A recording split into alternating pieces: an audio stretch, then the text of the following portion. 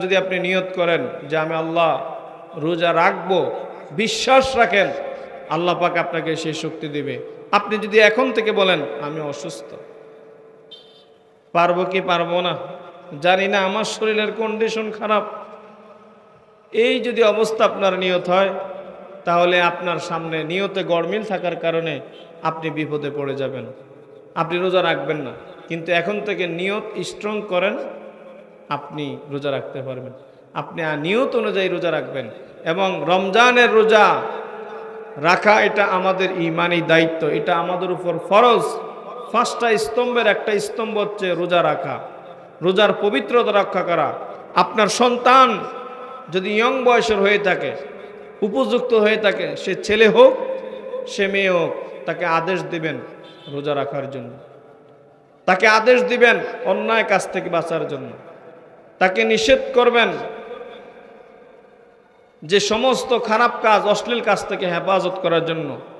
চুরি ডাকাতি থেকে যারা হেফাজত করে, হেফাজতে থাকে, ছিনতাইকারী থেকে যেন হেফাজত করে। সামনে রোজা আছে, এই রোজার মাধ্যমে যত প্রকারের অন্যায় অবিচার, যত ভুলভ্রান্তি আছে আল্লাহর কাছে ক্ষমা চান।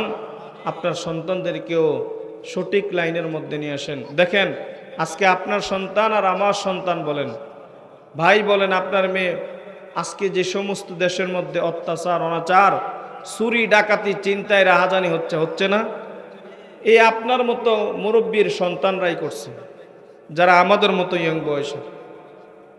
এজন্য আপনি যদি আপনার সন্তানকে সাবধান করেন, রাতের বেলা সে কোথায় যাচ্ছে, তার কি কাজ, যদি এই কথাগুলি আপনি খেয়াল করেন, তাহলে আপনি আপনার সন্তানটা খারাপ কাজ থেকে রক্ষা পাবে।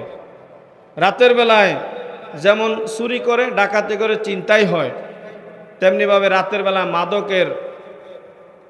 মাদক সাপ্লাই হয় বেশি। কথা বুঝতে পারছেন? আমার আর আপনার সন্তানরাই কিন্তু করছে, আমার মতো যুবকরাই করছে। ডাল ইয়াবা সাপ্লাই দিচ্ছে, গাঞ্জা সাপ্লাই দিচ্ছে।